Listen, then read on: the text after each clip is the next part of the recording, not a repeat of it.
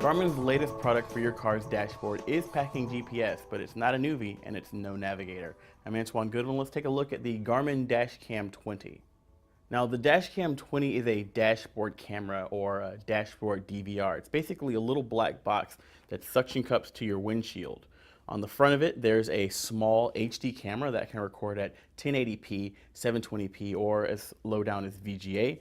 On the back, we've got an LCD screen that you can use for framing your shots and for looking at the video that the dash cam records after the fact. On the side, we've got a small port for the included USB to 12-volt power cable that you use to power this thing while you're driving. There is a battery pack in here, so you can use it without it being plugged up if you don't want to drape cables over your dashboard. And on the other side, we've got our power button and the slot for the included 4GB micro SD card. Now, this thing can actually accept up to a 32GB micro SD card if you want more space for recordings. What are you recording? Well, basically what this thing does is it sticks on the front of your windshield and it records a video of what's happening out in front of your car. It's also recording audio of what's happening in your car, but you can turn that off if you don't want it capturing all of your singing and stuff.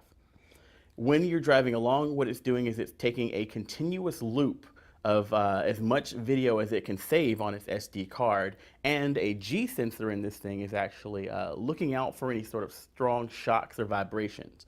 If you hit something like a pothole or another car, the G sensor detects that accident and it captures a couple of seconds leading up to the shock and a couple of seconds following, hopefully capturing the accident within that footage.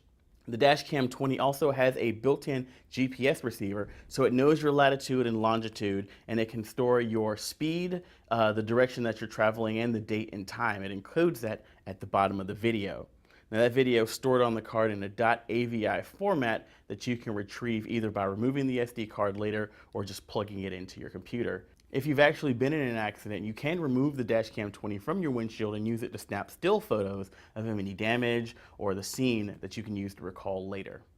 Now, the Dash Cam 20 is going to retail for $249. There's also a Dash Cam 10 that slots in below it that loses the GPS sensor and the ability to track your speed, direction, latitude, and longitude. That's going to be $219. This is probably the one you're going to want to get. It's only 30 bucks more.